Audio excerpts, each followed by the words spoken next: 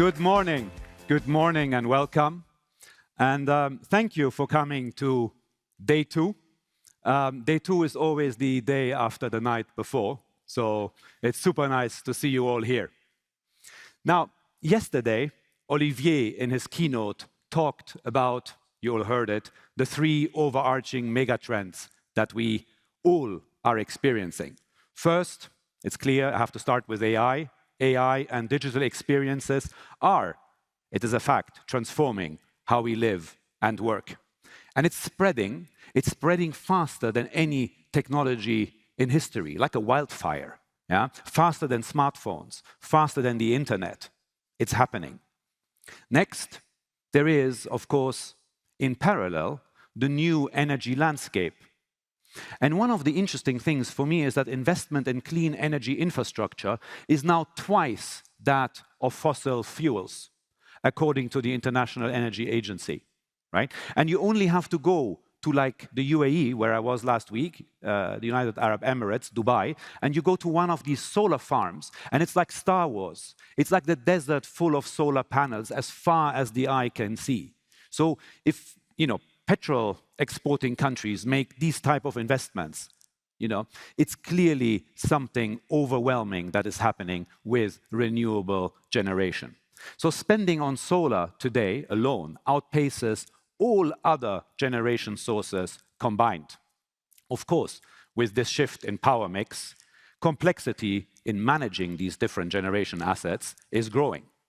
So the last trend, the more difficult one to manage, right, is of course multipolarity, which is a nice word for a very difficult economic and political environment. And that is now, right? But that unfortunately also is going to stay the norm because global competition is intensifying. The tensions that we see, the geopolitical tensions, have upended, have changed the international trading system. And that's not going back. Supply chains are under stress, while at the same time, new markets are opening up. So what does this mean for industry, for us, for you?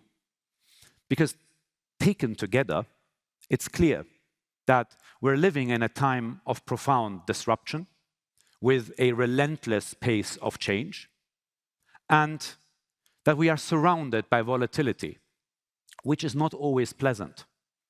Because the sheer magnitude of change challenges traditional ways, traditional modes of operating, the way we were taught to run things, to operate.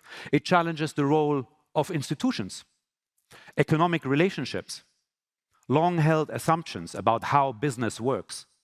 So in many ways, this volatility that we all feel stands between us and the things that we value, the things that we want.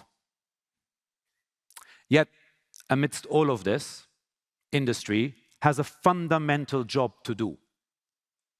Because here in Copenhagen this week, we do not only talk about innovation, we talk about much more than that.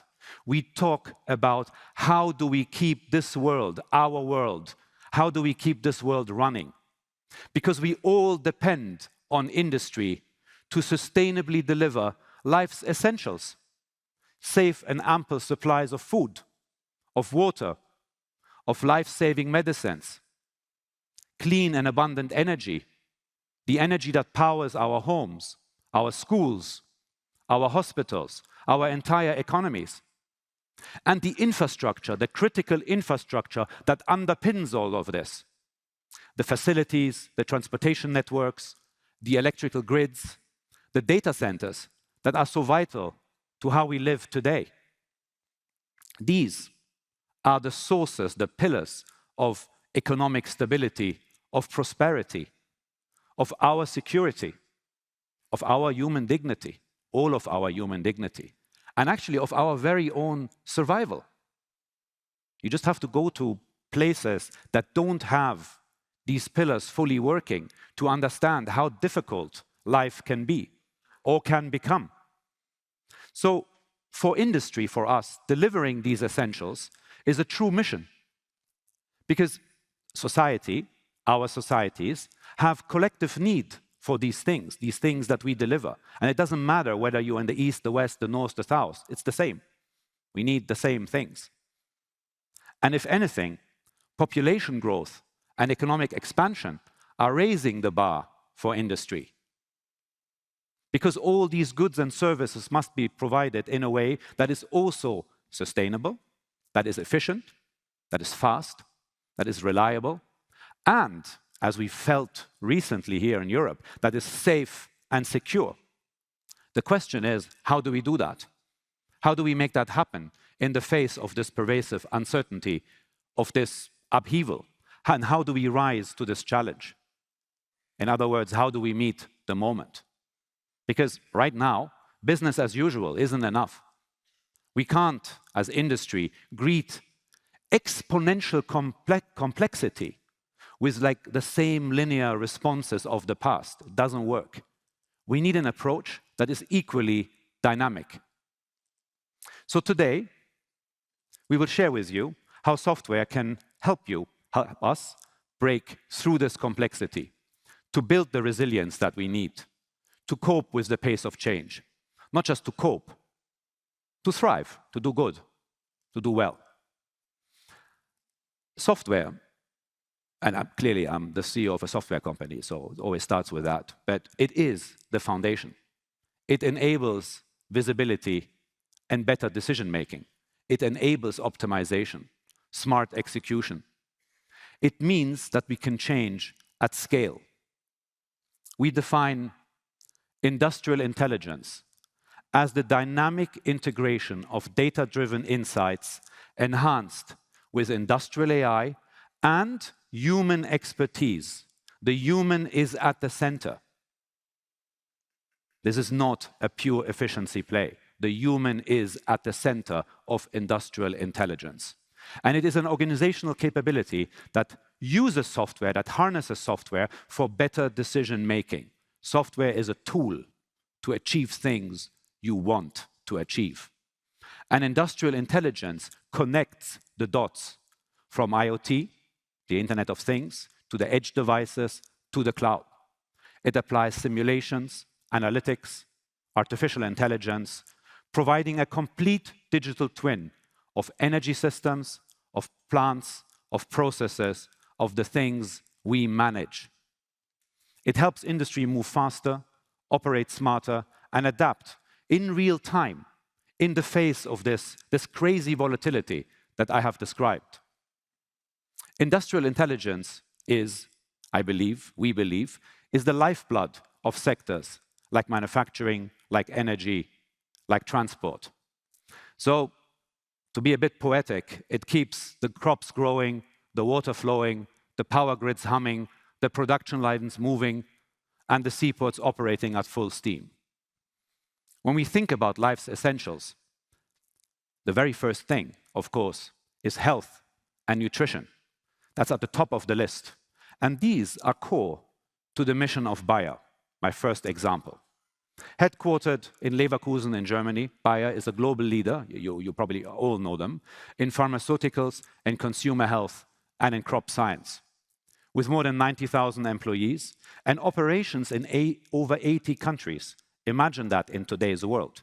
Bayer is confronting an unpredictable business environment with macroeconomic uncertainty, of course, global pricing pressures, and a lot of new regulation in the different blocks. So Bayer faced rising demand and at the same time limited production capacity. But instead of investing simply in new infrastructure, in this case they turned to their existing operational data. So using the AVEVA Pi system, Bayer enabled frontline teams, the people that really matter, to analyze and act on time series data from their plants. And the company uncovered hidden inefficiencies and optimized processes in 27 of their global sites. So, for example, they improved a distillation process, increasing output on the one hand by 36% and boosting energy efficiency by 26%. So they produced more with less energy, which is what you want. And that is industrial intelligence in action, finding insights that are trapped, truly trapped, in the data that you already have, to reinvent the processes that you have for greater competitiveness and sustainability. So let me move from buyer to another one of life's essentials, clean power. So Enel, you probably also all know Enel, is actually the world's largest private renewable energy operator and power distribution business. It's the biggest utility in Europe, but they also operate in over 28 countries on 5 continents, serving millions of commercial and residential customers. So Enel is also using AVEVA Pi system in combination with the Connect Cloud platform and predictive analytics to anticipate equipment failures and hence reduce downtime across their fleet of geothermal assets. And that means more than just saving costs, because every time a geothermal asset goes down, the replacement power tends to come from fossil fuels, usually diesel generators. So keeping renewable assets in operation means less carbon, clearly. So all told, just from this one use case, in one part of their business, Enel has reduced greenhouse gas emissions equivalent to that of 50,000 homes. That's just one small use case. So from health, nutrition to clean energy, industrial intelligence is making a difference. So let me give you one more example. Just bear with me. One more example, this time in the realm of critical infrastructure. Data centers, the factories of AI. They're quickly becoming the century's economic engine. And that engine is, of course, powered again by industrial intelligence. A case in point is Etisalat, also in the UAE, in the United Arab Emirates, where our ETAP solutions for power system design, optimization, and analysis are being used across 7 data centers, 7 large data centers. So ETAP has successfully deployed a complete electrical digital twin in one of the Middle East's largest hyperscale data centers, from the very first design stage through to live operations, one seamless flow of data. And this digital twin acts as the single source of truth for this facility, unifying electrical design with real-time operations and getting them ready for future expansions. So this full lifecycle visibility means that data center operators like Etisalat can have an end-to-end picture of how energy is used in their data centers.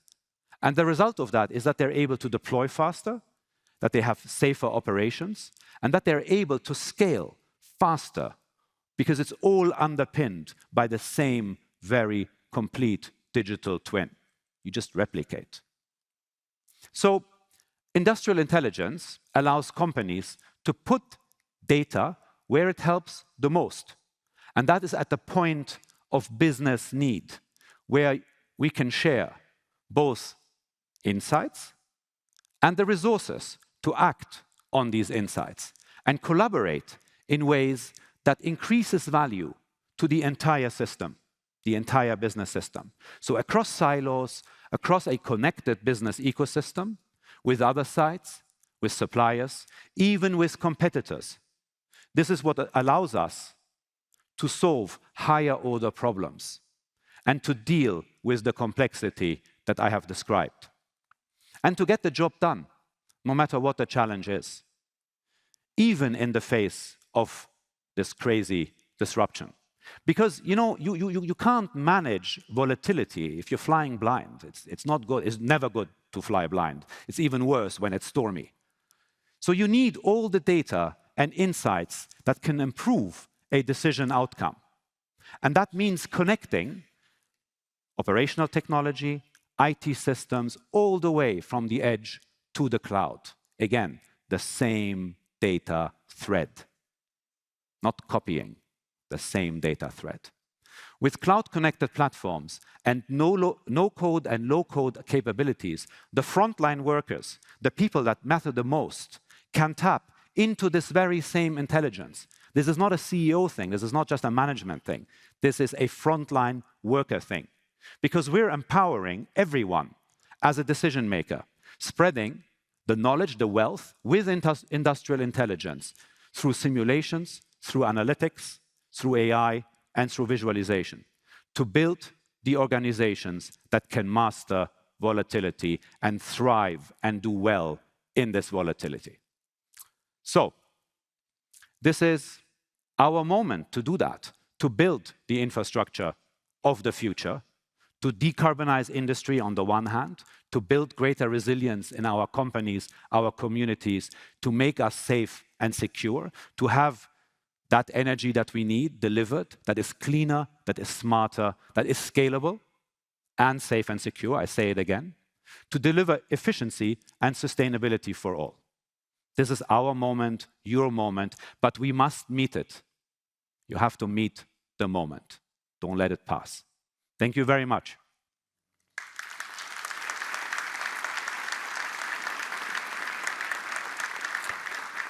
Now, please join me in welcoming my colleague and friend, AVEVA's Chief Product Officer, Rob McGreevy, who's going to tell you how things really work. Rob. Nice, thank you. Thanks, Caspar. Hi, everyone. I love that call to action there, kind of meet the moment. And I think, you know, at this event, as colleagues, I guess, as companies, maybe as an industry, it's a good reminder that it's kind of on all of us together to kind of move the industry forward, move the world forward, and hopefully leave our industry and the world in a better place than we found it. And with that, again, looking forward to giving you a little bit of a walkthrough of how we think software can play a role in measuring up and addressing some of those challenges that we also all face. So I think the first thing I want to say is that indulge me in a moment as we sort of imagine what that looks like, what we see the future of software, the future of tech, the future of the integrated value chain and industrial manufacturing and energy looks like. Because the thesis that we have is that everything is going to be highly interoperable, highly connected, and highly digital. And for us, all these things sort of start at the base of this idea that Caspar indicated, called the digital twin.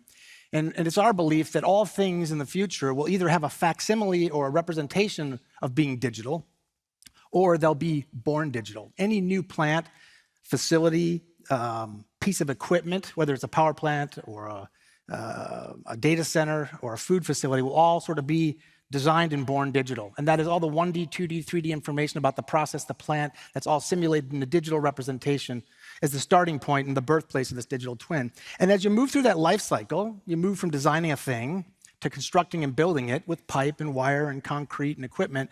We fill out that digital twin. We adorn it with more information, right? More descriptive capabilities.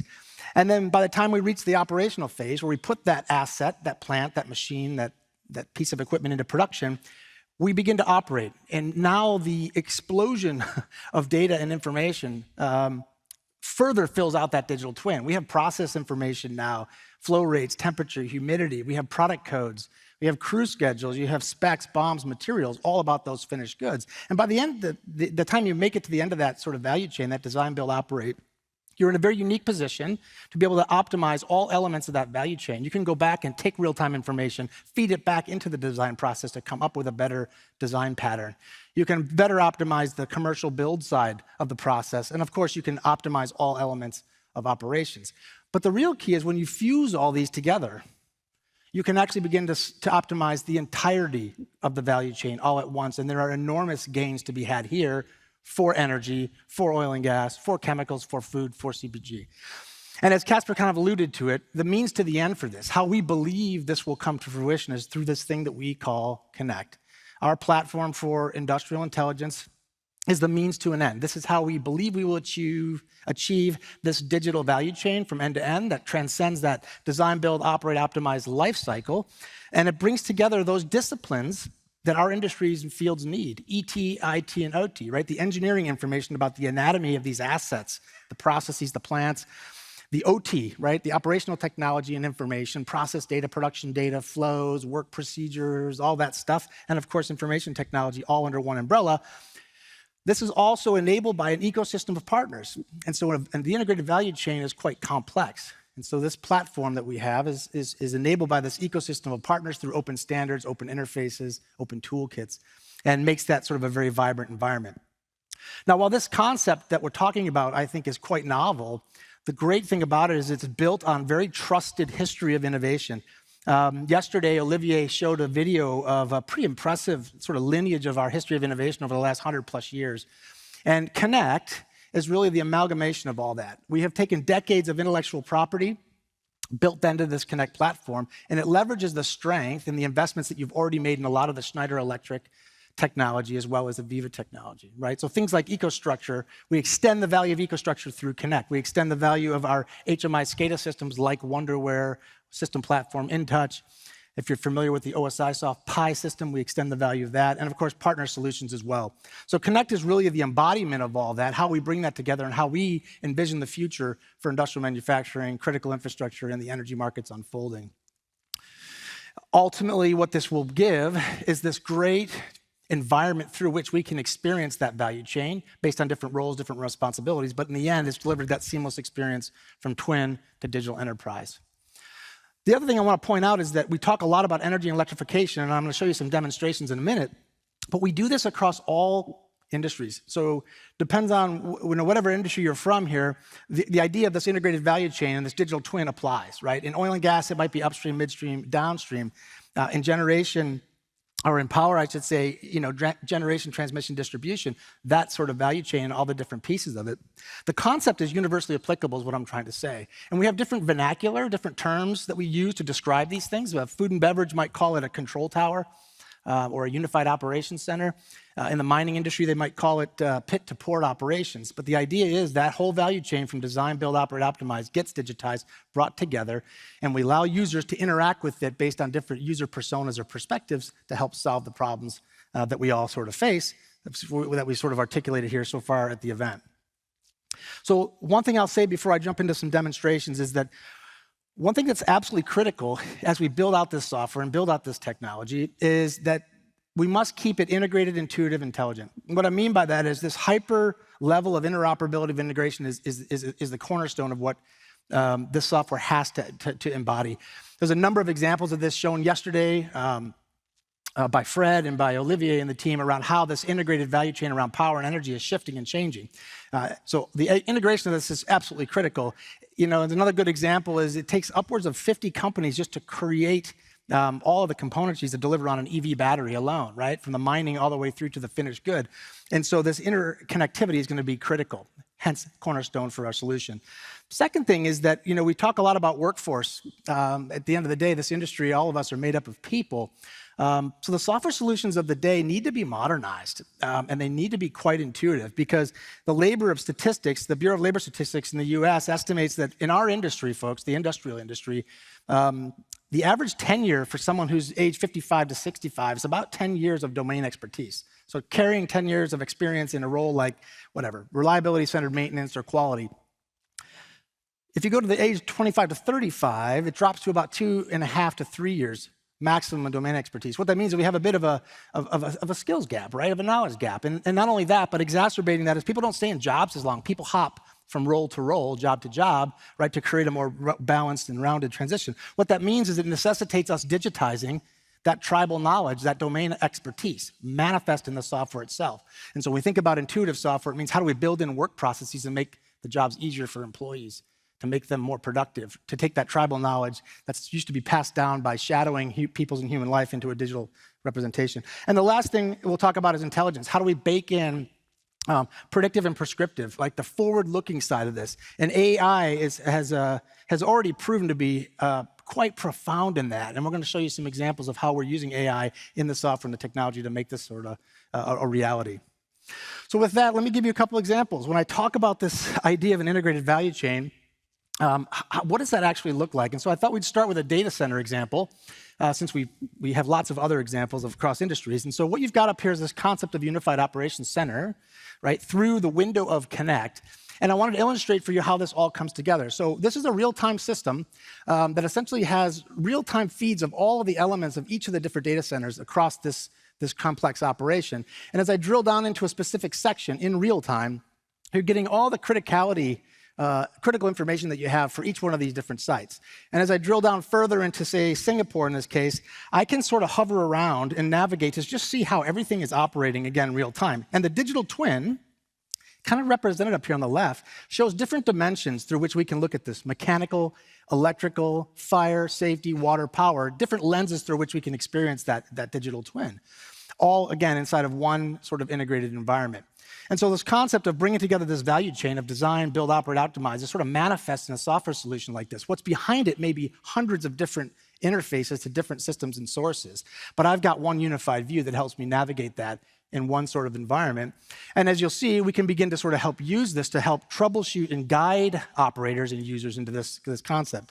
So we can see up here, Asia Pacific has a bit of an issue. So if we progress this demonstration forward, what you'll see is we're going to drill in on Asia Pac and see what's actually happening in our environment. In this case, there's an alert that's kicked off by an AI model that says, hey, you're starting to approach a situation you may need to pay attention to.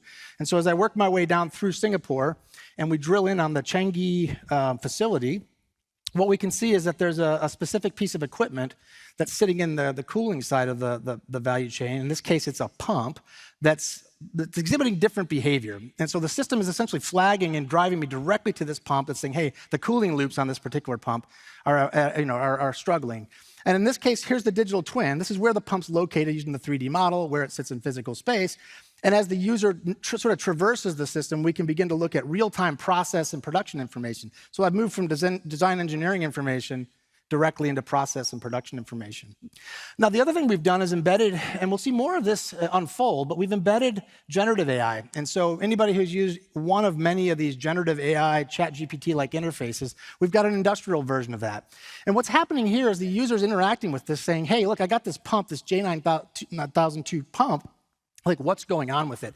And the conversation that's unfolding back here is essentially giving you statistics about, hey, the current draw, the vibration, the thermal properties of this particular asset. And then the conversation continues to say, hey, is there anything you could tell me about the manual or the maintenance activities for this particular pump? And so the context of this digital twin, this manual for this particular pump, is being relayed. And the user can say, does the manual actually offer any assistance in terms of things I ought to do to remedy this pump situation or this particular problem? And so it comes back with a synthesis of this manual with a number of steps. And the last step here is like, where would I find this actual 3D model for this pump so that if I visited this site in this facility and I want to perform an inspection, I could actually do that in real time. And so this concept of blending all this information together using generative AI, where we fuse together design, build, operate, optimize, lifecycle, all inside of one experience, all inside of one user interface, using AI technologies, using visualization technologies, is really what we're after. And so we see this is going to be the sort of direction of travel for the industry, and just one of the ways in which we'll bring together all of these different tools and technologies. And I know that demonstration went fast because we're kind of short on time here today, but the key takeaways is that we've been able to integrate all elements of that value chain: design, build, operate, optimize. We brought together design engineering information, 1D, 2D, 3D. We had process flows, temperatures, data from PLCs, RTUs, devices.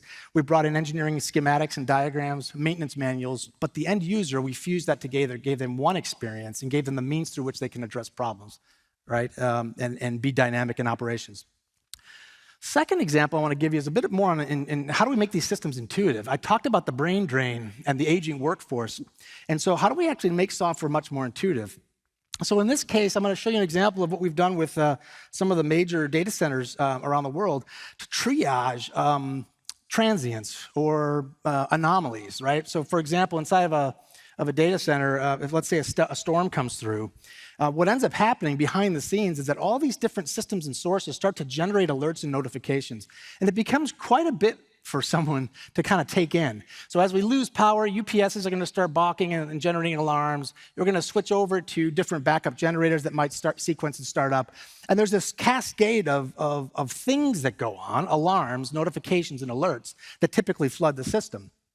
This is what the traditional view of this looks like.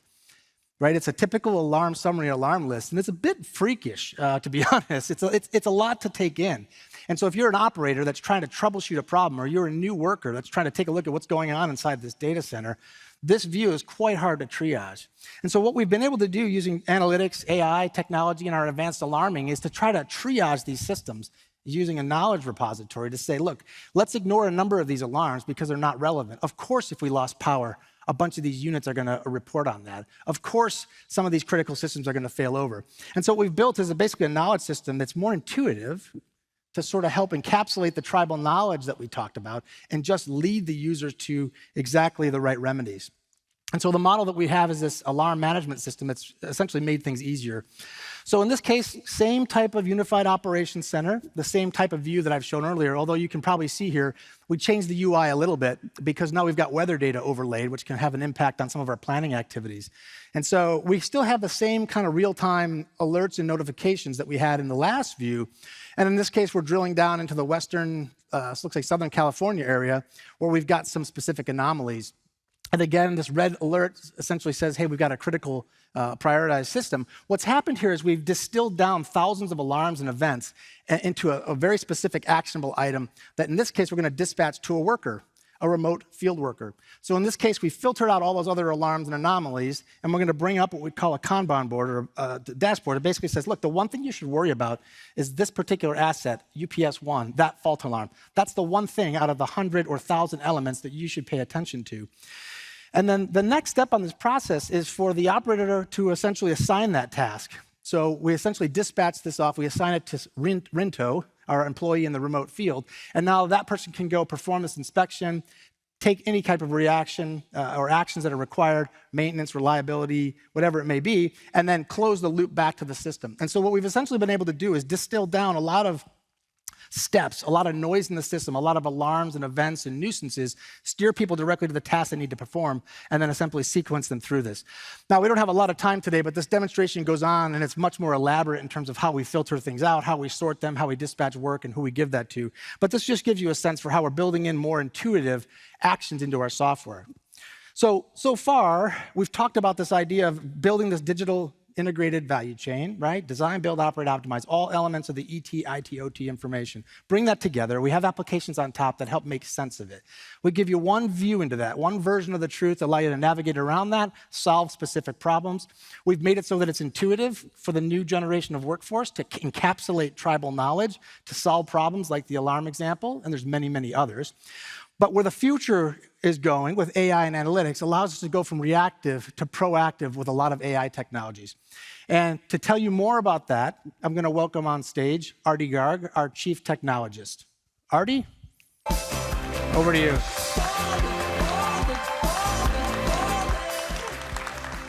Thanks so much, Rob, and it's great to be here with all of you.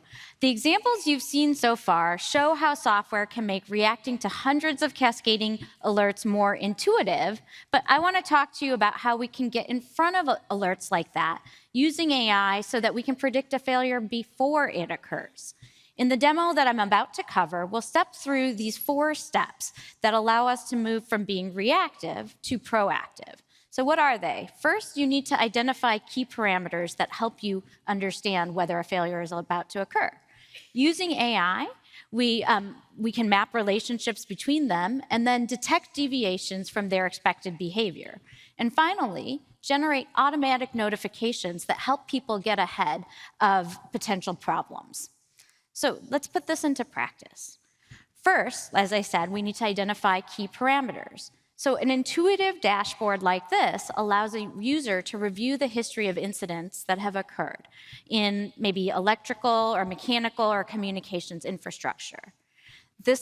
With a dashboard like this, a user can also see a summary of all the different types of alerts that have happened in a week, and they can also have meaningful KPIs or statistics. What are the different types of alerts that have occurred? How long on average did it take to acknowledge an alert? And how long on average did it take to resolve it? Once a user kind of has established these common alert types and maybe some of the common patterns associated with addressing them, they can choose to build a model to predict maybe a common failure. In this case, a user has decided to build a model that will predict chiller load and identify potential chiller failures. The AI has provided the user with a starter set of parameters that might be useful for building a model of chiller load. These include supply side and return side temperature, power, and some other statistics. An expert, though, also could have the ability to augment some of these recommended parameters with other things that they know should be in the model. Once that model is built, the user can map relationships between inputs and outputs using AVEVA's advanced analytics tools. But finally, where you start to get really into the AI is once we've defined the model, AI can be used to detect deviations from expected behavior. So the machine learning algorithm generates predicted values based on a particular set of operating conditions. If there's a large deviation from those predicted values, that could suggest a failure is likely to occur. One of the important distinctions between kind of general purpose AI and analytic software and the tools we build with AVEVA's industrial software is that we also need to close the loop and make sure things happen in the real world. Insights from AI are not enough. We need those insights to lead to actions. Some of those actions could mean a worker getting notified. Maybe that leads to a worker then changing a set point, or maybe they need to create a maintenance order. In this case, there is an anomaly state, and it triggers a notification that there's a high probability that the chiller will fail if actions aren't taken. The user, though, who remains in the loop, who receives this notification, is able to select the appropriate response to avoid failure. They select they need to inspect the air filter and clean or replace it. So this brings us back now full circle to that demo that Rob just showed you, because this is a maintenance activity that can be added to the Kanban board. And once it's in the Kanban board, everyone will see how their work should be clearly and intuitively prioritized within the same dashboard. So I've talked about integrated and intuitive software, but we're in the era of AI now, and so we really want to think about how can we use increasingly intelligent software to drive action. We've talked about this a little bit this week, but let's start, and I think you probably all hear about this often. Let's start by considering AI agents. But before I get into how we can use them, it's important to make sure we all understand what is an AI agent. Well, it's a system that leverages AI to autonomously deliver an outcome. So I might be able to build an agent that I can simply tell, make me a dashboard, and expect the agent to figure out the rest. How would it do this? Well, it would first create a plan or a sequence of tasks. What's notable is that plan will be different for each dashboard it built based on the specific need of the dashboard. And it can also tailor certain aspects of that dashboard to your organization by accessing things called memories. Memories may provide context that helps the dashboard really make it tailored specifically to your needs. For example, it may know that certain organizations prefer to use the metric system. After an agent has created a plan, it can execute it. It can even collaborate with other agents along the way. So maybe it works with an agent that knows how to retrieve and format data for a specific type of asset. And maybe the agent doesn't just build a dashboard, maybe it can also suggest thresholds and alerts. What's important is that it's capable of doing all of this on its own, drawing upon context for how your organization does things and capabilities, so-called tools, that you've made available to it. So let's see how this could work in action in an industrial setting. Let's suppose that an operator has noticed a piece of equipment, like say a condenser, is behaving unexpectedly. An agent can help them figure out what to do next. Here we are looking at data from an air-cooled condenser of a power plant being contextualized and visualized in Connect. The Unit 1 operator concerned with a drop in the plant's performance wants to assess fouling impact on the Unit 1 condenser and asks the Industrial AI Assistant for an agent to monitor its performance to diagnose issues further. The AI Assistant fetches the list of available agents deployed at the power plant and tells the operator there isn't a monitoring Unit 1 condenser. It also asks the operator if one should be created and deployed on Unit 1. The operator asks the AI Assistant to create a condenser monitoring agent and train it to monitor the active power of the unit and turbine exhaust pressure based on relevant parameters which could affect its performance. The AI assistant then initiates the agent creation process, which could also be visualized for transparency. The terminal logs show the condenser monitoring agent being created autonomously using the relevant dataset and evaluation of underlying prediction model losses. The operator then asks for deployment of the agent and to run the model on a 30-minute interval. It also updates the deployed agents list to show activity details. 2 weeks later, the operator revisits Unit 1 and asks the AI assistant to show the results of the deployed agent. The monitoring agent reveals a degradation in performance of the condenser due to fouling, which is shown as a red trend line on the charts. To determine whether to diagnose the issue right away or wait until the next maintenance event, the operator asks the AI assistant to calculate the power loss revenue due to condenser fouling and determine cleaning payback time. The agent generates the dashboard chart for the operator to analyze, following which the operator asks the AI assistant to summarize the condenser issue and inspection procedures to raise a maintenance work order. The AI assistant generates the procedures and provides a link to the manual in the Connect dashboard.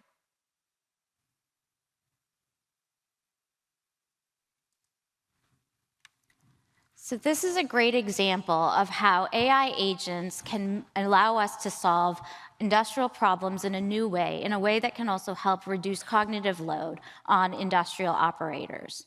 But when we talk about intuitive, integrated, and intelligent industrial software, we should remember that it doesn't actually have to be limited, nor should it be, by just using industrial data.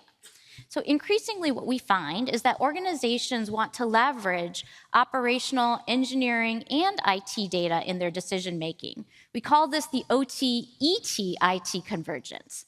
But in order to do this, organizations need to be able to share and integrate data from multiple platforms and systems.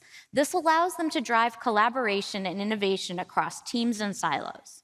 So with Connect's native integration to Databricks, and soon with other enterprise data platforms like Fabric and Snowflake, our customers can now extend the value of their industrial data with analytics use cases.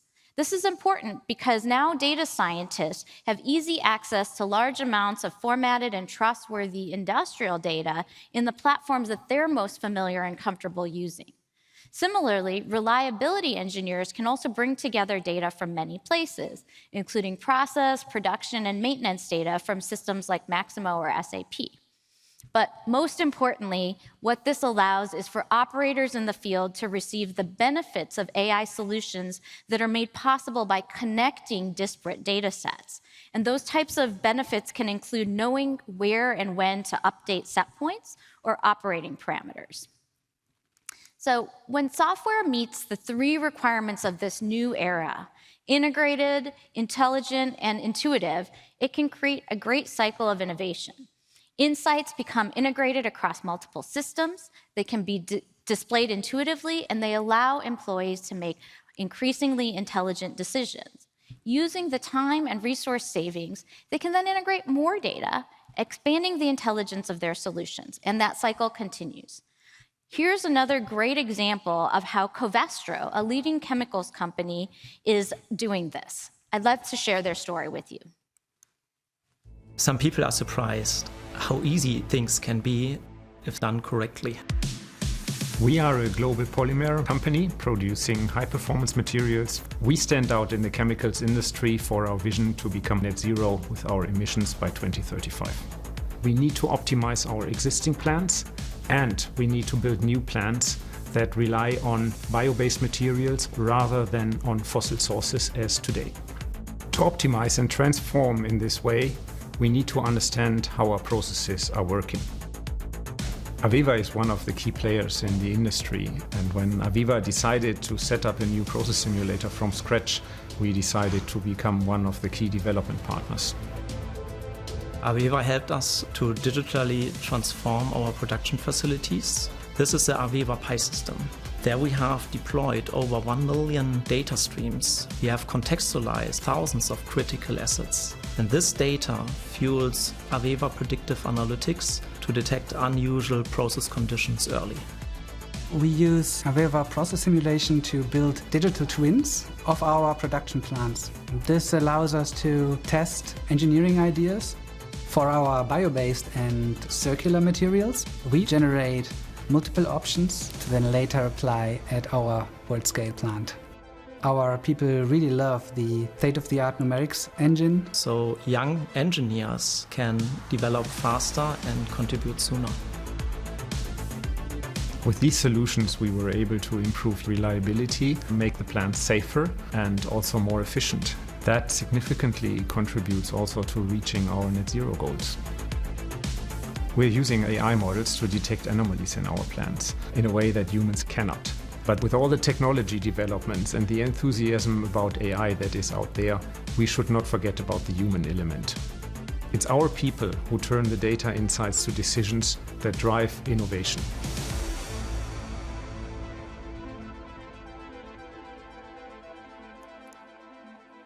So hopefully you found that to be an incredible story.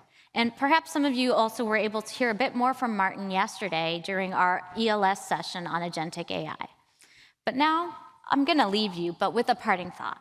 At AVEVA, we believe software has a unique opportunity to help us meet this moment, to help industry deliver life's essentials. With our integrated, intuitive, and intelligent platform, we're ready for the future of industrial intelligence and all that it can enable. Thank you.